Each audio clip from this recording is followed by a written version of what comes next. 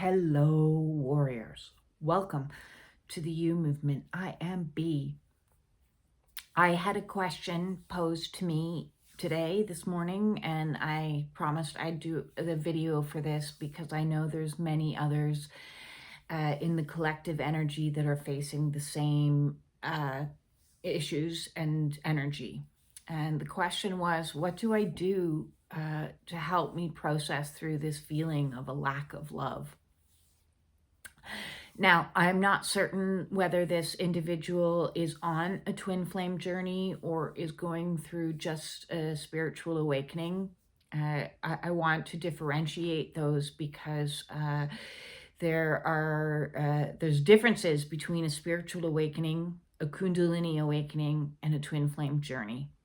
The twin flame journey kickstarts your Kundalini awakening, and it does so in a very, at times, difficult process. It's like an awakening on speed is how I define it. So I want to talk a little bit about that because it ties into this whole concept of love. I want to talk a good bit about love today. Now, I have done videos in the past about a love deficit being the root cause of most people's issues. I have also done multiple videos on loneliness through an awakening path. But today I wanted to kind of look a little bit more deep dive into the journey that many of us find us on. And it doesn't necessarily, at the end of the day, matter what kind of awakening you're on, just because each of them are going to face similar issues along the way. And one of those is definitely isolation and learning to let go of attachments, particularly attachments to people. So on awakenings, it's very common for people to lose a lot of people in your life. There is a lot of loss and grief that kind of all ties into this. And the fundamental reason for that is because all expressions of love that we have known in our past version of self has been a conditional version of love. All we've ever known, all humanity has ever known, has been conditional love. We'd like to think from a perspective that our parents loved us unconditionally. That certainly was not true for most of us, especially those that have a lot of trauma. There were often conditions on which love would be received. And those conditions could have been anything from, I need you to behave in a certain way, I need you to show up in a certain energy, I need you to obtain certain grades, I need you to dress and look a certain way, I need you to not do certain things. So there wasn't just the what I need you to do, there was what I need you not to do. And if you follow all this criteria, then eventually what will happen is, I'll give you a version of love. And so many of us that are on this journey find ourselves in an energy of what I like to visualize as hungry birds, that in a nest, when the hatchlings are first born, there's that, feed me, feed me, feed me. There's this desperate energy and need for love. It's certainly an energy that I carried with me my entire life. I was desperate for love. That's motivated, been the core of my motivation throughout my entire life of masking so that I would obtain acceptance and a semblance of love from friends and social circles. And, depending on which friend I was with at what time, my masking could completely transform. It would, in one group of friends, I'd be the party girl, and that's what they needed me to be. And in another group of friends, I could be somebody else. Yeah, let's go hiking. Let's do this. Let's do that. And so, yes, you can look at it like multiple sides of somebody's personality, multifaceted. We all are multifaceted. But when there's an undercurrent of desperation to be loved, we alter ourselves so dramatically that we lose our authenticity, our authentic self.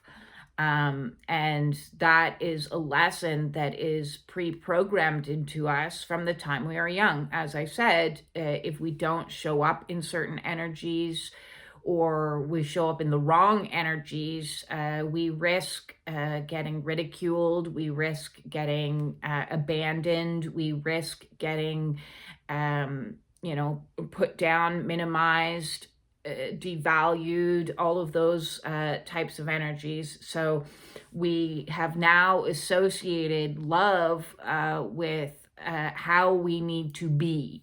And just being ourselves is not acceptable. It just isn't.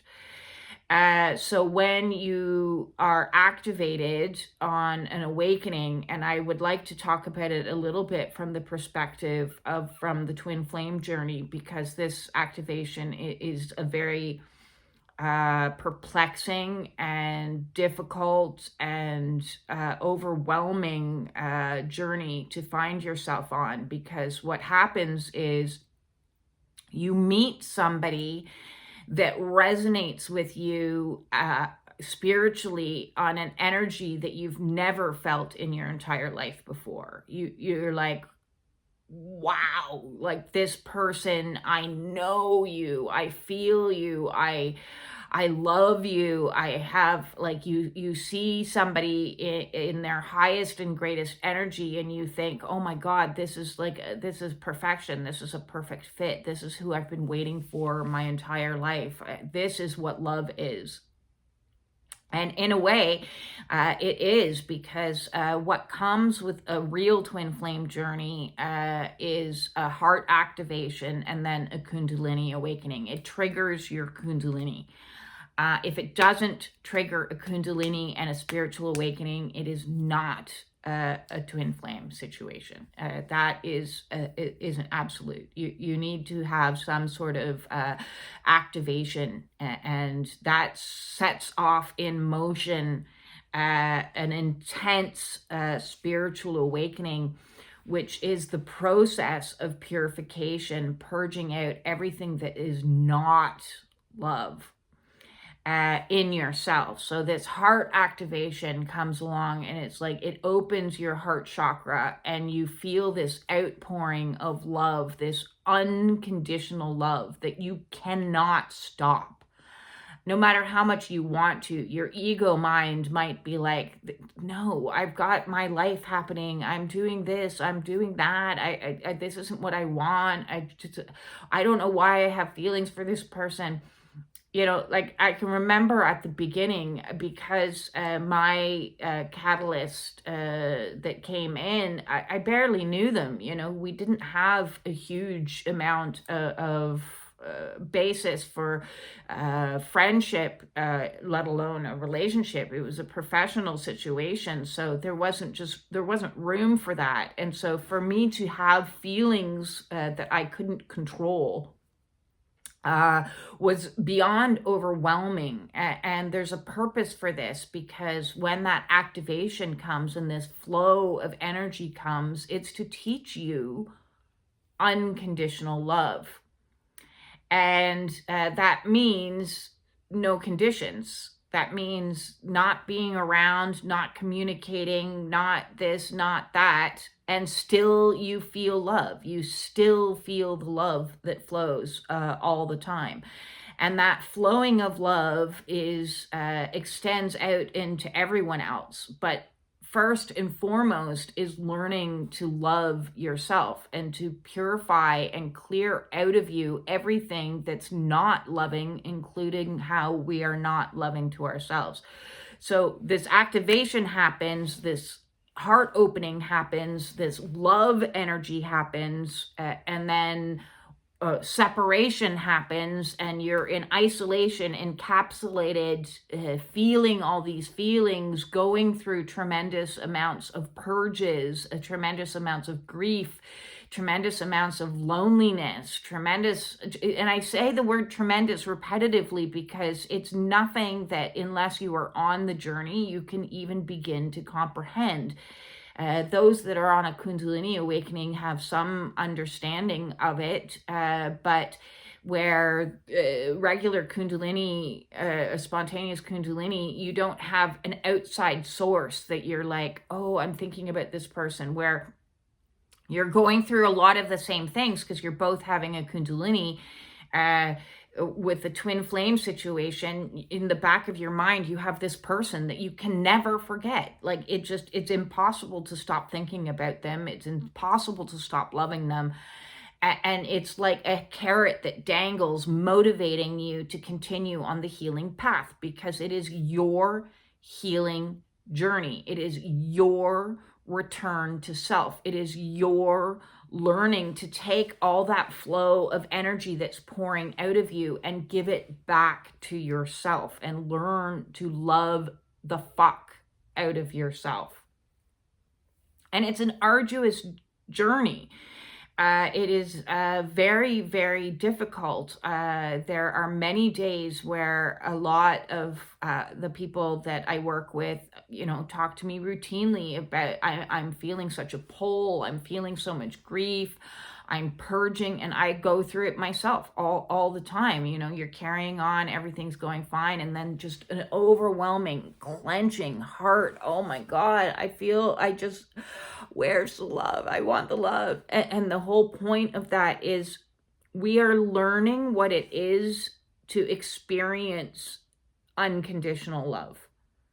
And in that energy, we have to learn to give it to ourselves in the loneliness, in the grief, in the longing, and literally, like, hold yourself. The amount of times that I'm like holding myself together, quite literally, and giving yourself affection, giving yourself the time to process through the emotions, giving yourself compassion while you are experiencing whatever you're experiencing, and whether that means, because what is being purged out is all our inner child wounds, our past life wounds, our physical sensations may come along with it, and it's devastating. It propels you almost against your will, because it is against your will. I don't think anybody in their right mind, and mind being ego,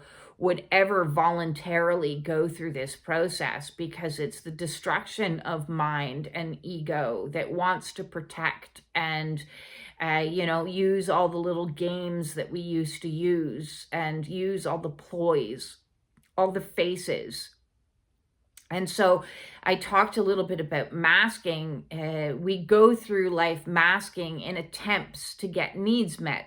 And those masks can have a lot of shadow element involved with them. So, masks from the divine, from the masculine, not so divine, but from the masculine point of view might be that fuckboy energy, or, the Don Juan, or, the Mr. Aloof, Mr. Avoidant, all of those types of energies may play out. And like, I want what I want, but I'm not gonna, get too into this because I don't want to hurt myself. So I'm going to protect myself and hold my heart back, hold intimacy back, hold my vulnerabilities back.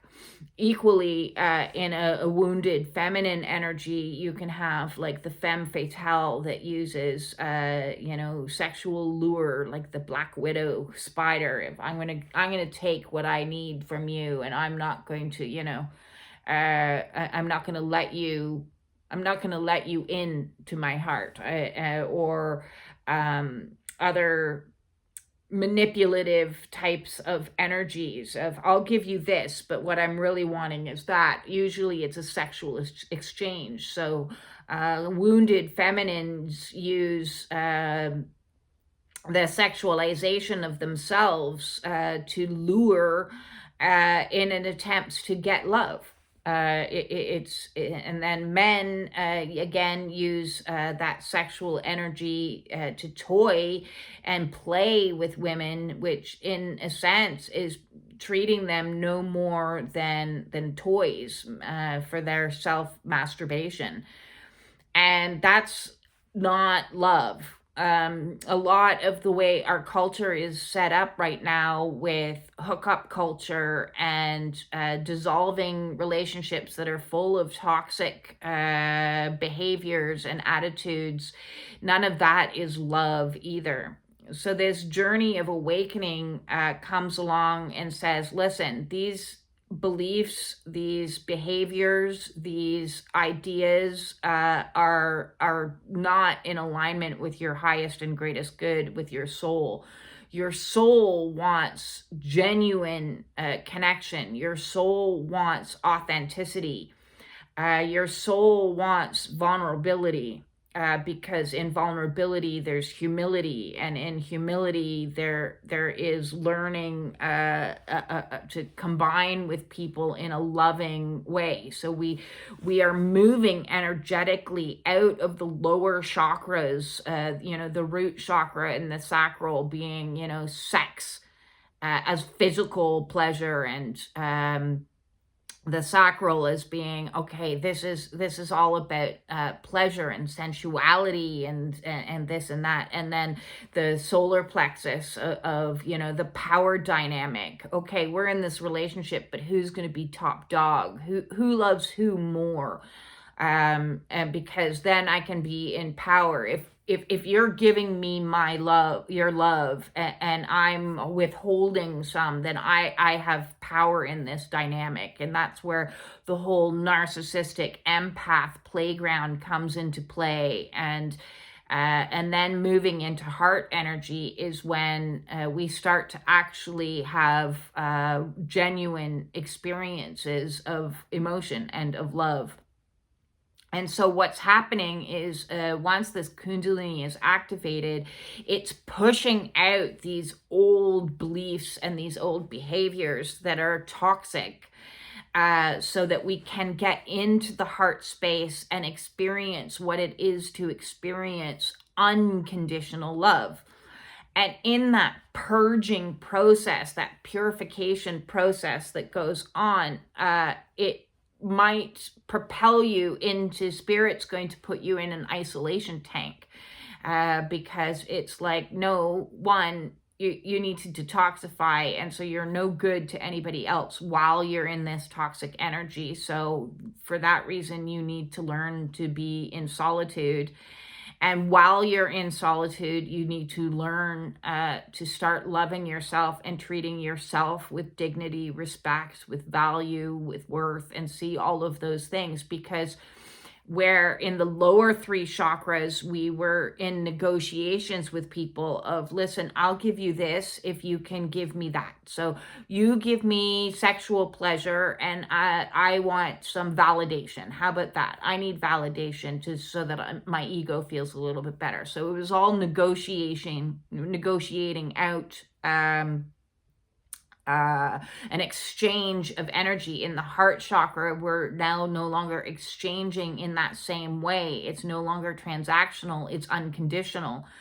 And so this pull to this other person that keeps you in a state of loving, you cannot not love them. It's impossible. Trust me, I've tried. I've looked for every exit ramp possible. It is impossible to stop loving them, but you're not allowed to be with them, because that would be conditional. That would be then putting demands on what your love looks like, and that's not what the lesson is. The lesson is to love unconditionally, and whilst loving unconditionally is to learn to love yourself, value yourself, give to yourself, show compassion to yourself, all of these things. And so we need to learn, I am sorry. I am sorry that you're grieving right now. I am sorry that you're lonely right now. I am sorry that you're feeling these feelings right now. Allow ourselves to purge out and cry and be in the energy of self-care and self-soothing and gentleness and nurturing, and in learning to reparent, reprogram, repair ourselves and nurture ourselves, use that feminine energy within all of us to give to ourselves. We get to a place eventually, and it takes years, we get to a place where we can be like, yeah, I can love that person, but there's no more grasping. There's no more need for an attachment. And so this whole awakening process is to help us release attachments. And those attachments are everything. Attachments to everything, attachments to unhealthy coping mechanisms and addictions and unhealthy attitudes towards love and towards relationship and towards friendship.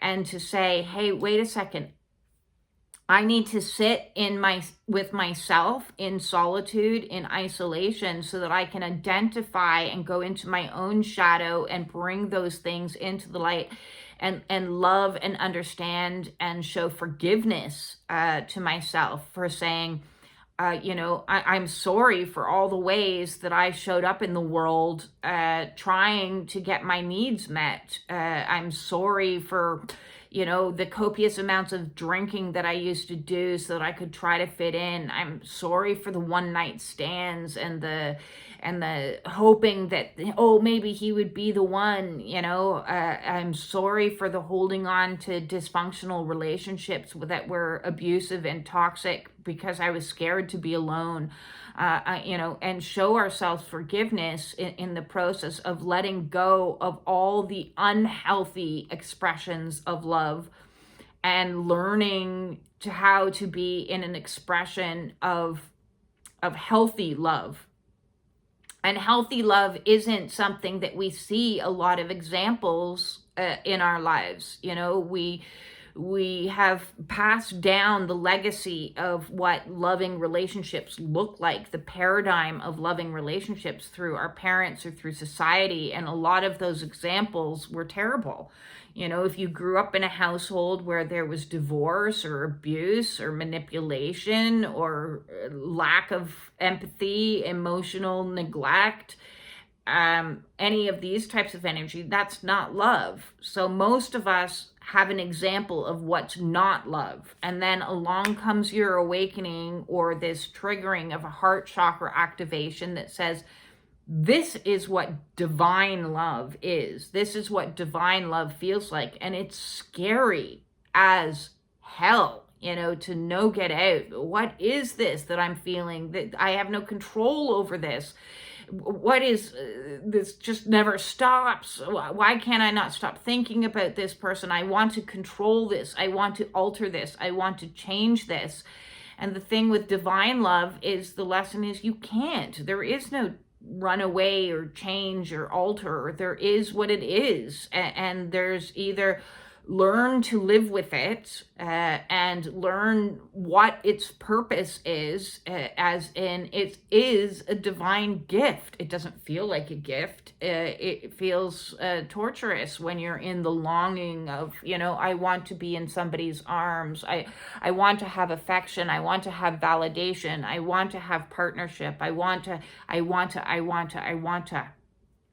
And so the lesson is to let go of the wantas, all of the attachments of what we think relationships should look like, and be in the energy of I need to learn to fill the void within myself so that I am a self-contained bubble of love. And yeah, we've been hearing our whole lives, you have to learn to love yourself. Well, this is almost like spirit coming in and saying, yeah, we've given you a lot of time to learn to love yourself, and you've learned to try to find ways around it, ways to jump over it or work around it and negotiate for yourself. And those ways don't work anymore. We're moving into genuine love energy as heart chakras, as society as a whole. Society as a whole has been trapped in a consciousness of the sacral for thousands of years. Not the sacral, sorry, the solar plexus, which is that power dynamic, the imbalances of, patriarchy, and the imbalances of economic, top dog, bottom dog, all this imbalances that have been happening, narcissistic, empath energy, somebody's on the take and somebody's on the give. And what is happening is we are being forced now, as we move into Age of Aquarius, to be in divine love energy, real, bona fide, from God gifted into our hearts. And our egos don't like it. Our egos don't like it, and we fight against it. But the more you fight against it, the worse it's going to kind of get. What you resist persists. So the absolute best thing that you can do in the longing energy is to give it to yourself in the here and now, and know that whatever is meant for you down the line is going to come. But it's about surrendering to divine time and whatever will be. And listen, I understand more than anybody, because my brain loves to doomsday, and I'm like, yeah, I'm going to be single for 35 years and that's it, until I die. And maybe when I die I'll be happy. But and you're kind of like, oh yeah, okay, thanks ego for predicting the absolute worst case scenario as per usual. That's not what's happening. What's happening is in the here and now. I'm being sequestered. I'm being purified. I'm being purged of all attachments, so that I can be in pure love, which means when you love something, you set it free. You have to set it free, and if it comes back to you, that's beautiful, and if it doesn't, it doesn't. And you have to find a way to be at peace with that. And saying that, oh, just find a way to be at peace with that, is way easier said than done. That sounds like a lot of lip service. So again, I come back to self practices, giving yourself everything that you could possibly need. Say the Ho'oponopono prayer, make recordings of the Ho'oponopono prayer. I'm sorry, I love you, please forgive me, thank you, and say it to yourself. Put your hands on your heart as often as you can. Do meditations where your hands are on your heart. Burn rose oil is a wonderful oil. Wear rose quartz as a means to give yourself more loving, kind energy. Play solfeggio frequencies for the heart chakra. Listen to soothing music. Be sensual with yourself, touching your body. One trick is, your left side is your masculine side. So, use your left hand to stroke your arms, stroke your legs, give your feet a massage, stroke your face. One of my stims is to rub the back of my head. And so, give yourself what you wish somebody else would. What do I wish somebody else would be giving me right now? A hug? Give yourself a hug. What do I wish somebody else was giving me right now? Some validation? Give yourself some validation. So it's a two-step process. What do I wish somebody was giving me? And then give it to yourself. And if you are still struggling with it, understand that it's okay to struggle. It's okay to struggle with this process. This process isn't easy.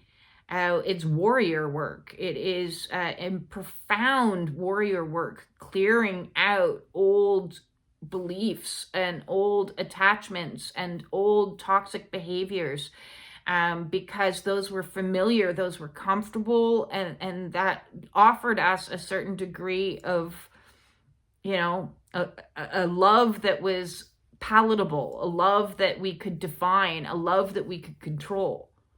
But none of those things were pure love. None of those things were genuine love. So if you've experienced a heart activation and you are going through a Kundalini awakening and you are feeling alone, you are right where you need to be. If you are purging and you are releasing and you are grieving, You are right where you need to be.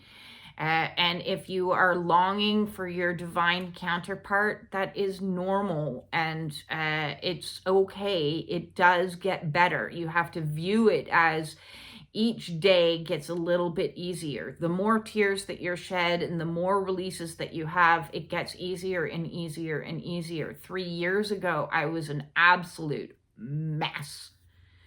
Oh, the tears, the grief, the longing, the confusion, it was beyond overwhelming. And now it's still there. It never ceases, but it's tolerable.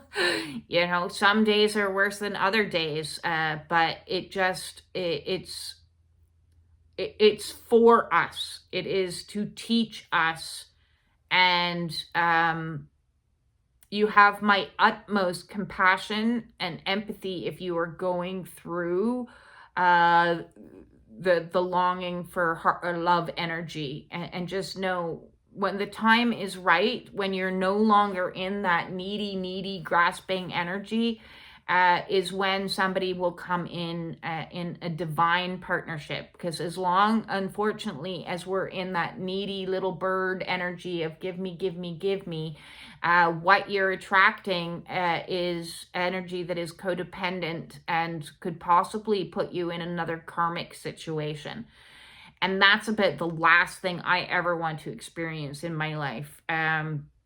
A lot of us on this journey have very painful karmic partners that we've had to escape from. The lessons they're in learning boundaries, in learning self-value, in learning our self-worth, in learning what is something that we will tolerate and what we are not.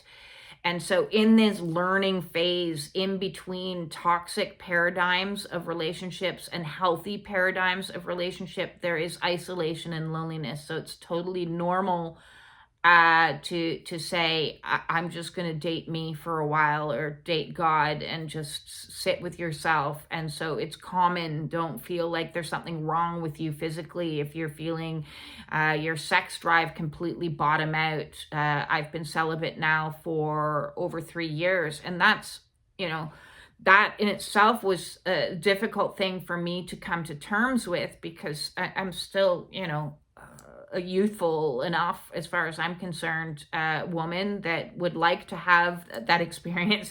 Nobody wants to think, will I never kiss another human being again? Of course not. But this is purposeful for us, so that we can sit in the energy and say, listen, that hookup culture didn't work for me. It didn't get me what I wanted. And like, I can remember prior to my dating, prior to my marriage, in dating, dating from the time that I was, 15, 16 up until I got married, it was brutal. It was not fun, like, it was very much in a desperate attempt to, well, hopefully I can land myself a partner. And if we're trying to land ourselves a partner through physicality, that's not a partner. That a partnership comes from a heart place. And so this is a completely, it's like going from kindergarten to university master's level of love, is where we're being ascended up into, and it's overwhelming. And so we need to learn in being alone and with ourselves in isolation. We have to learn not to be driven by our lower 3 chakras, but to be driven by our heart and higher heart and throat, which is, our authenticity. And so that's what the lessons are that we're going through right now, is heart chakra, higher heart chakra, which is that unconditional love center, and authentic truth, being able to show up in a relationship and say to a partner, I don't like that. I don't want to do that. I want to do this. This is how I feel, really genuine, bona fide sharing of feelings. Can you imagine what that would be like? So understand that this is a transitory phase.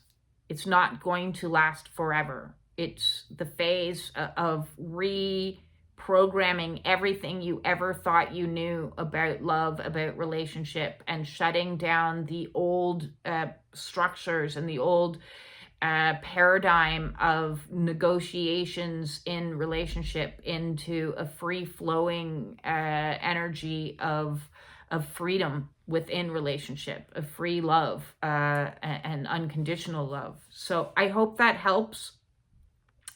If you need some more tips on working your heart chakra, go into the chakra playlist. There is a heart chakra video, and the last half an hour of that is all kinds of heart chakra healings that you can do for yourself.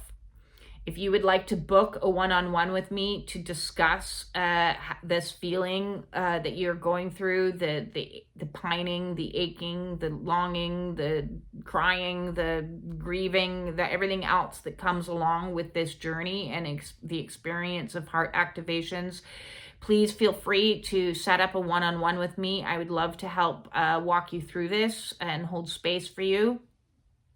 And thank you for all of the likes, the shares, the subscriptions, and everything else. I'm sending you all my absolute love. Unconditionally. Doesn't matter what energy you are in. I love you. And see, I wouldn't have been able to do that if I hadn't have had a heart chakra but opening. So now my heart chakra is open. I love you no matter what. I love you if you're happy or sad or cranky or struggling or have habits or, you know, aren't the person that you think you should be. I still love you because it just never stops. Just never stops. My capacity to love just continues to grow. And that is the biggest blessing on this very crazy, crazy journey. Peace out.